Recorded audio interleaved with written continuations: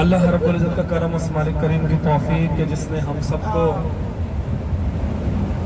آج یہ مبارک سفر، یہ حاضری، یہ ذوق، یہ شوق اور یہ محبتوں کا ماحول عطا فرمایا۔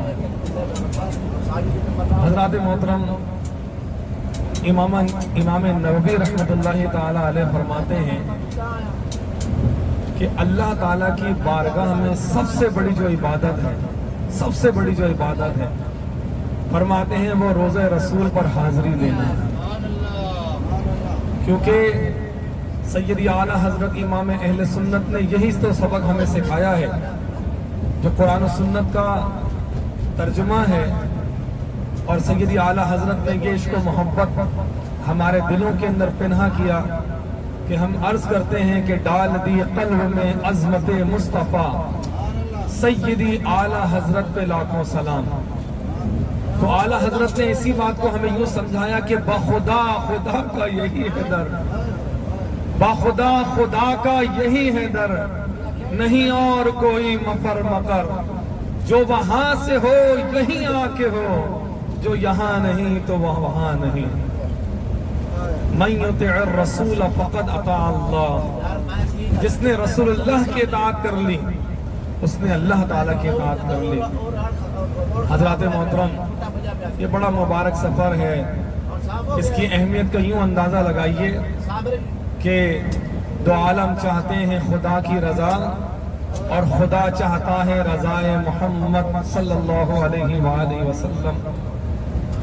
رب تعالیٰ نے فرمایا لوگوں گناہ میرے کرو، معصیت میری ہو، لیکن اگر چاہتے ہو کہ گناہ بخش جائے تو کیا کرو؟ اذ ظلموا انفسہم جاؤک، میرے محبوب جب وہ اپنی جانوں پر ظلم کر بیٹھے تو کیا کریں؟ ارے آپ کی بارگاہ میں آ جائیں اور آپ کے ساتھ اپنا رشتہ محبت اور آپ کے ساتھ توسل قائم کر لیں۔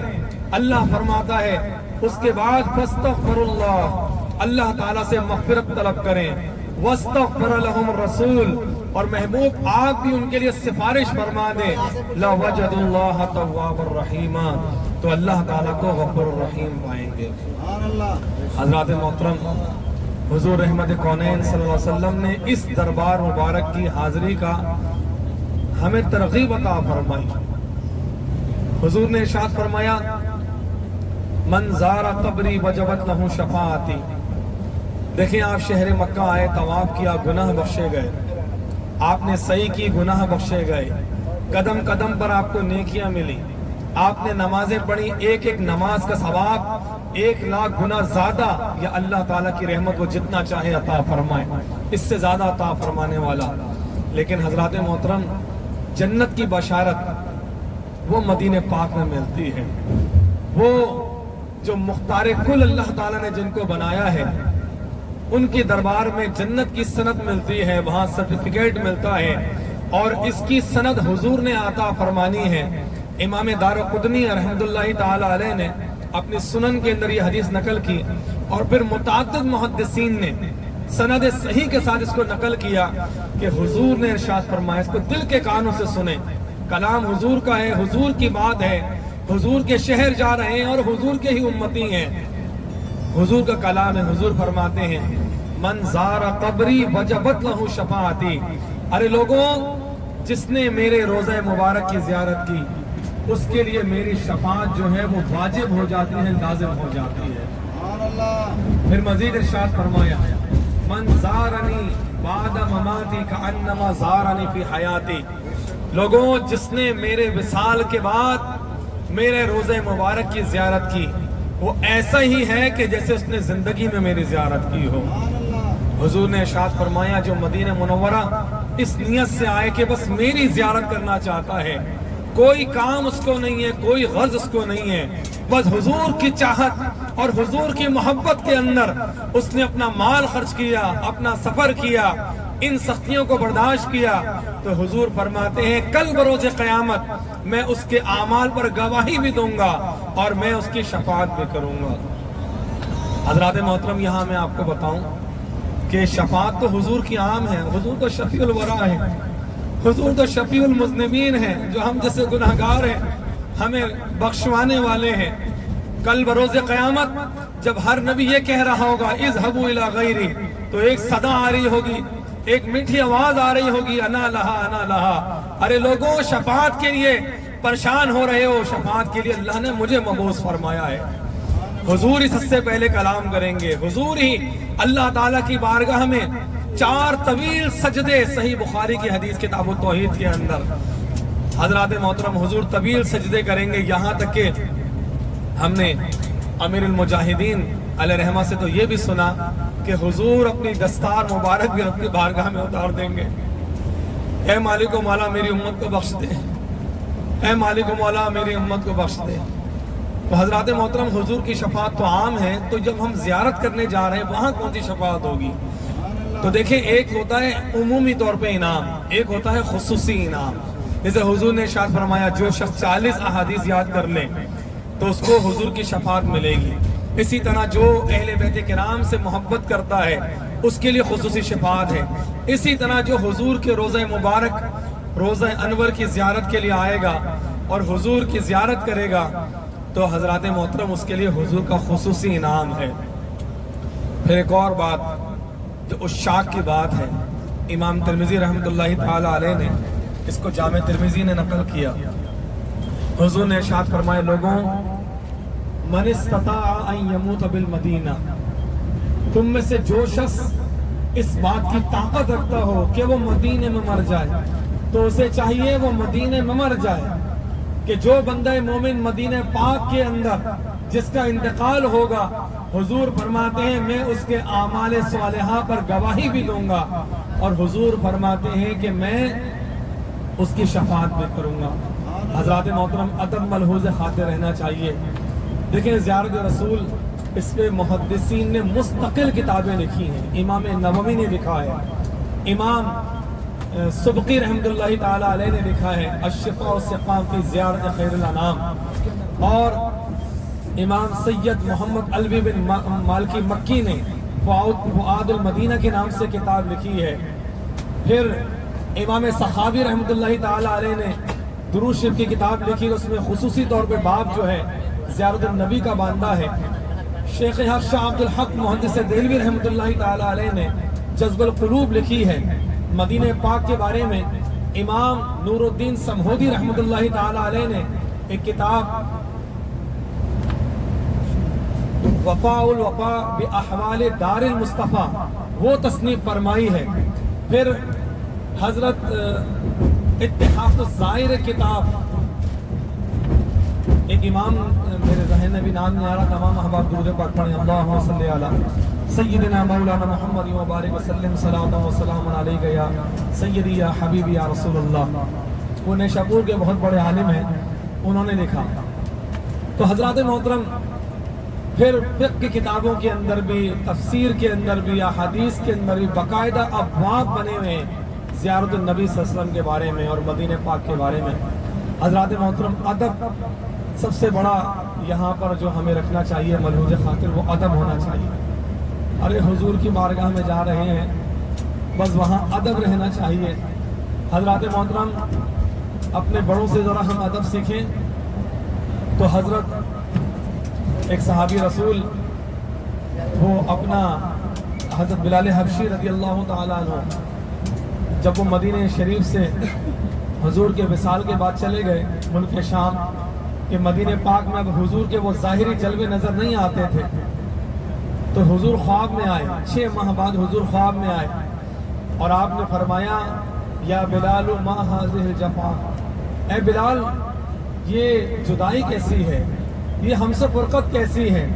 حضرت بلال حبشی کی جب آنکھ کھلی تو ملک شام سے اپنا سفر جو ہے وہ شہر مدینہ کی طرف کر لیا، حضور کی بارگاہ میں آئے اور اپنے رخساروں کو حضور کی بارگاہ میں رکھ کر، یعنی حضور کے روضہ مبارک پر، حضور کی قبر انور پر اس کو رکھ کے رو رہے تھے اور آپ کے آنسو جو ہے وہ جاری تھے۔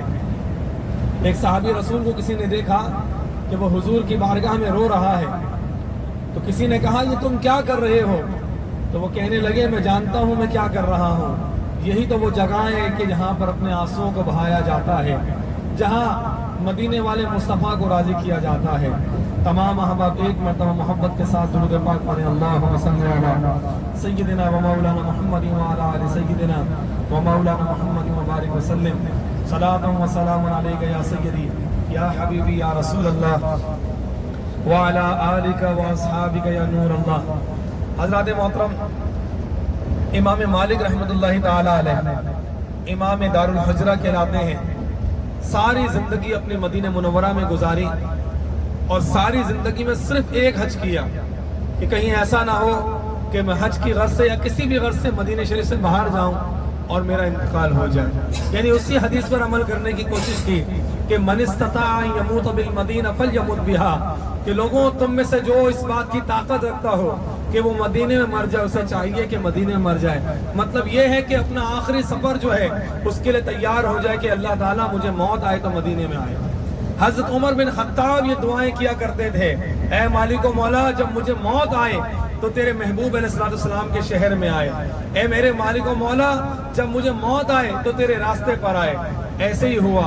नमाज फजर के लिए जब सफ़ें तैयार की जा रही थी तो एक मलऊन अबू लुलु फिरोज ने एक बुज़दिलाना हमला करके सैयदना उमर बिन खत्ताब पर कातिलाना हमला किया और अमीरुल मोमिनीन हज़रत सैयदना उमर बिन खत्ताब रज़ी अल्लाह ताला अन्हु पहली मुहर्रम को अल्लाह ताला की रज़ा से शहीद हो गए और अल्लाह ताला की बारगाह में रफ़ीक़ आला में और अपने महबूब अलैहिस्सलाम के पहलू में पहुँचे। सैयदी आला हज़रत ने क्या फरमाया, ये जो आप गुम्बद देखेंगे ना, इस गुम्बद के नीचे अभी 3 मज़ार शरीफ हैं। एक तो रहमत कौनैन सल्लल्लाहु अलैहि वसल्लम का मज़ार शरीफ। हज़रत मोहतरम नूरानी मियाँ अल्लामा शाह अहमद नूरानी सिद्दीक़ी रहमतुल्लाह अलैह फरमाते थे, हमने बराह रास्त ये बात उनसे सुनी कि जिस तरह किसी बैटरी को चार्ज किया जाता है तो मदीने मुनव्वरा मदीने तैयबा जो है ये अहले ईमान के लिए ये मरकज़ और महवर है। जब ईमान को फरहत बख्शनी हो, ईमान को तक़वियत बख्शनी हो तो हुजूर रहमत कौनैन सिस्टम की बारगाह में हाज़िरी दो। और आपने इसका मतलब बताया क्या है, अन नबीयुल उम्मी, कि हुजूर उम्मी भी हैं।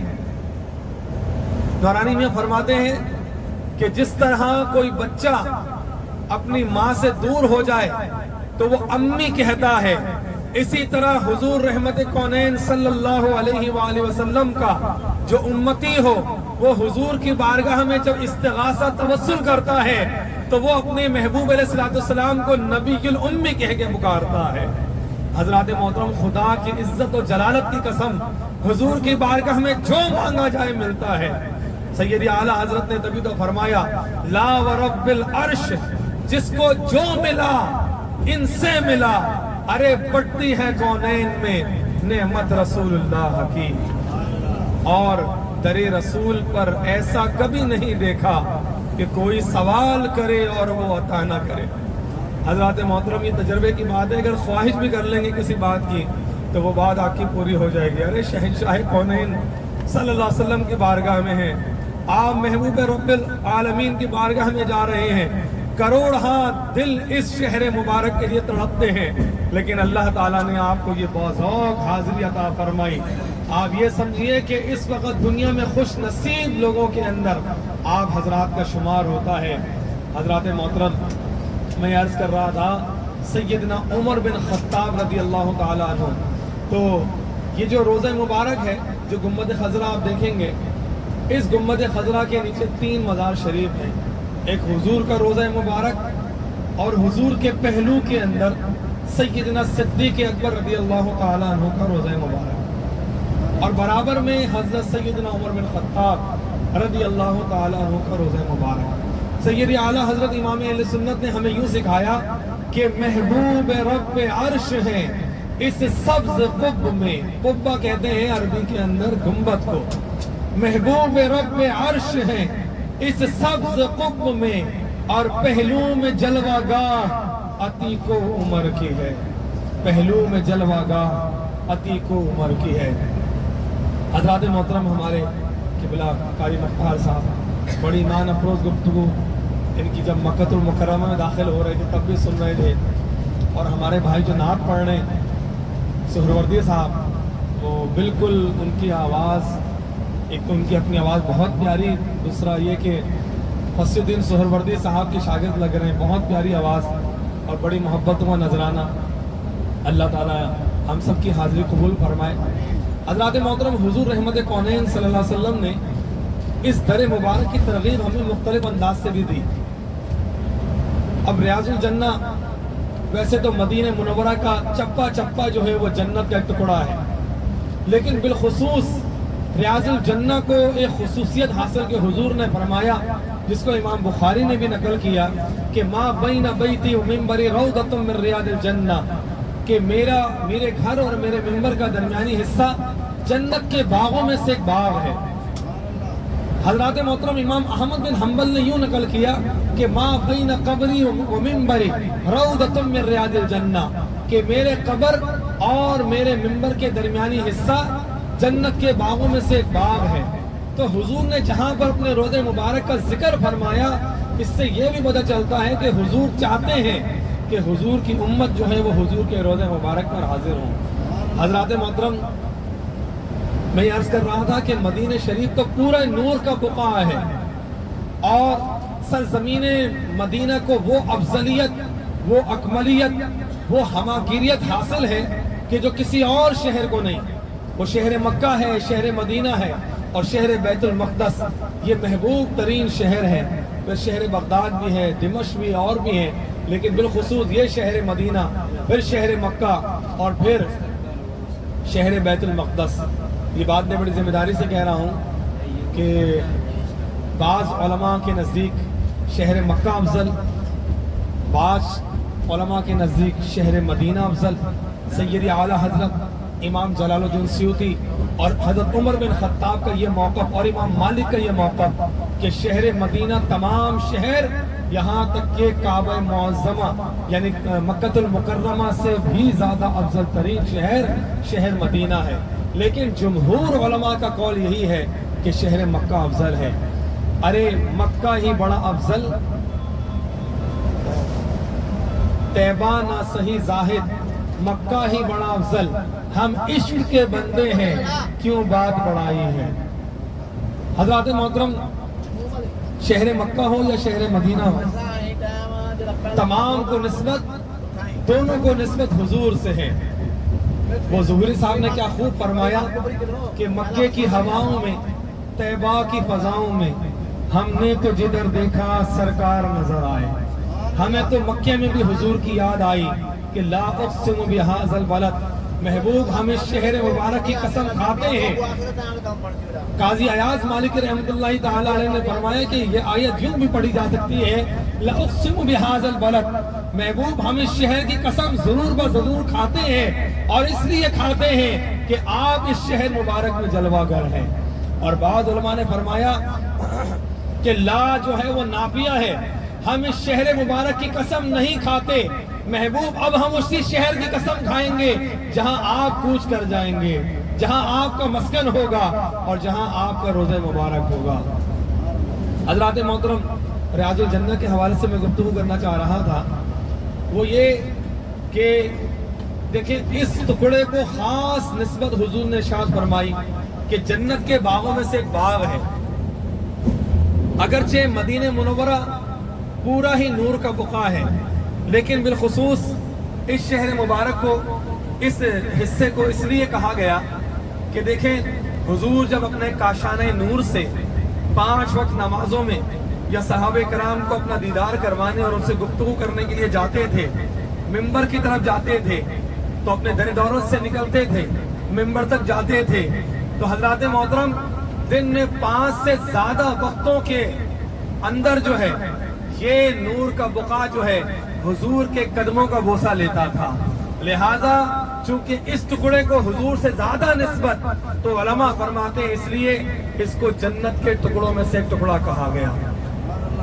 حضرات محترم، ریاض الجنہ کے بارے میں مزید شاہ عبدالحق محدث دہلوی رحمۃ اللہ تعالی علیہ اپنے کتاب مدارج النبوت میں فرماتے ہیں، دیگر علماء کا کلام بھی شامل فرماتے ہیں، کہتے ہیں کہ جنت سے کیا مراد ہے۔ ریاض الجنہ آپ جائیں گے تو اس جنت سے کیا مراد ہے دیکھیں ایک تو مانوی طور پہ جنت ہوتی ہے، جسے ماں کے قدموں در جنت ہے، مطلب یہ ہے کہ آپ ماں کی خدمت کریں گے تو آپ کو جنت نصیب ہوگی۔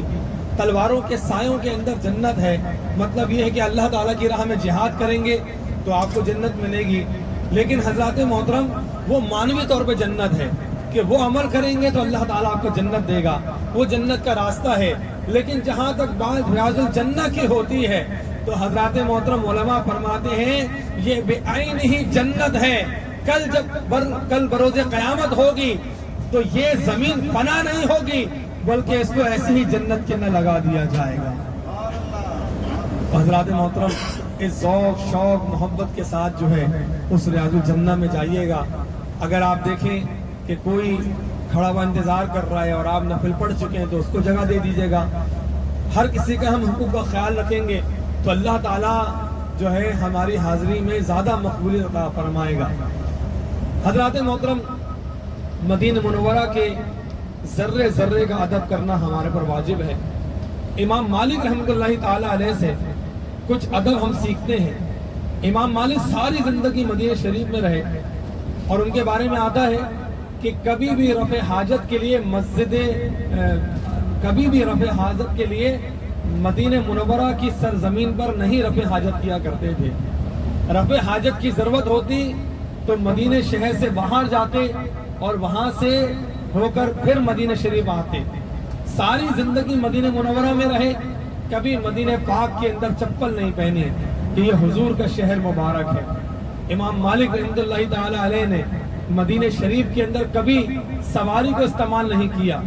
امام شافعی رحمۃ اللہ تعالی علیہ آپ کے شاگرد تھے، فلسطین سے بہترین گھوڑے بطور سواری آپ کو پیش کیے کہ حضور کیونکہ استاد محترم تھے، حضور یہ آپ کی سواری کے لیے میں دیتا ہوں، تو آپ نے سواری نہیں کی۔ تو امام شافعی رحمۃ اللہ تعالی علیہ نے عرض کیا حضور آپ کے لیے میں گھوڑے لایا تھا، آپ اس کو استعمال کیوں نہیں کرتے؟ تو آپ نے فرمایا اے محمد بن ادریس تم جانتے نہیں یہ حضور کا شہر مبارک ہے۔ مالک کو اس بات پر شرم اور حیا آتی ہے کہ اس کی سواری جو ہے وہ حضور کی شہر مبارک کی زمین کو رون دے۔ تو حضرات محترم جنہوں نے ادب کیا ہے وہ ایسا ادب کیا ہے۔ امام مالک رحمۃ اللہ تعالی علیہ کا معاملہ یہ تھا کہ کوئی اگر فقہ کا مسئلہ پوچھتا تو کہتے ٹھیک ہے وضو کر کے اس کو بتا دیتے، لیکن کوئی حدیث رسول کے بارے میں پوچھتا تو کہتے ٹھہرو صبر کرو، جاتے غسل کرتے، نیا جوڑا یا ستھرا لباس پہنتے، مسند بچھواتے، وہاں پہ خوشبو کا اہتمام کرتے اور اس اہتمام کے ساتھ حضور علیہ السلام کی حدیث جو ہے وہ پھر سنایا کرتے تھے۔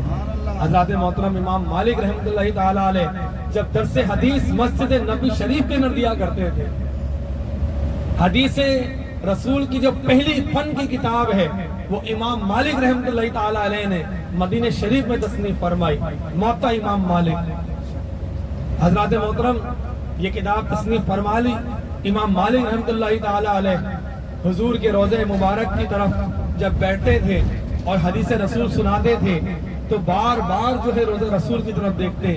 تو لوگوں نے پوچھا حضور یہ بار بار آپ حضور کے روضے کی طرف کیوں دیکھتے ہیں؟ تو آپ فرماتے جس حدیث کی سند کے اوپر مجھے کوئی شک ہوتا میں حضور کی بارگاہ میں استغاثہ کرتا، آپ کے روضے مبارک کی طرف دیکھتا، وہاں سے مجھے اشارہ مل جاتا تو حضور کی حدیث حضور کے غلاموں کو سنا دیا کرتا تھا۔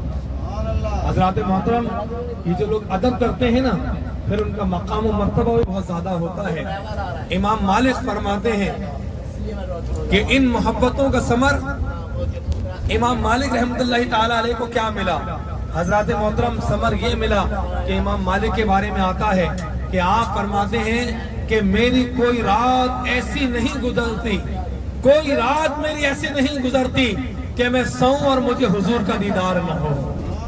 یعنی ہر رات جب سوتے ہیں تو حضور رحمت کونین صلی اللہ علیہ وآلہ وسلم کا دیدار امام مالک رحمت اللہ تعالی علیہ کو ہوتا ہے۔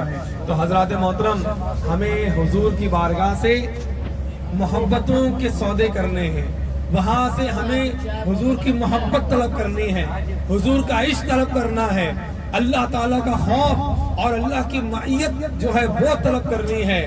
دیکھیں دنیا تو حضور عطا فرماتے ہی ہیں، اللہ اس کا رسول اپنے فضل سے دنیا تو دیتا ہی ہے۔ ارے دنیا تو وہ ہے کہ واللہ خیر الرازقین، اللہ تعالیٰ نے اس کا ہم سے وعدہ کیا ہے ہاں مغفرت مانگنے کی ہمیں طلب کا جو اللہ تعالیٰ نے ہمیں ارشاد فرمائے کہ مغفرت طلب کرو، اللہ تعالیٰ کی بارگاہ میں معافی طلب کرو، اللہ تعالیٰ کی بارگاہ میں رجوع کرو، حضور کی بارگاہ کے اندر محبت طلب کریں۔ ایک مرتبہ محبت کے ساتھ درود پاک پڑھیں، اللہم صلی علی سیدنا و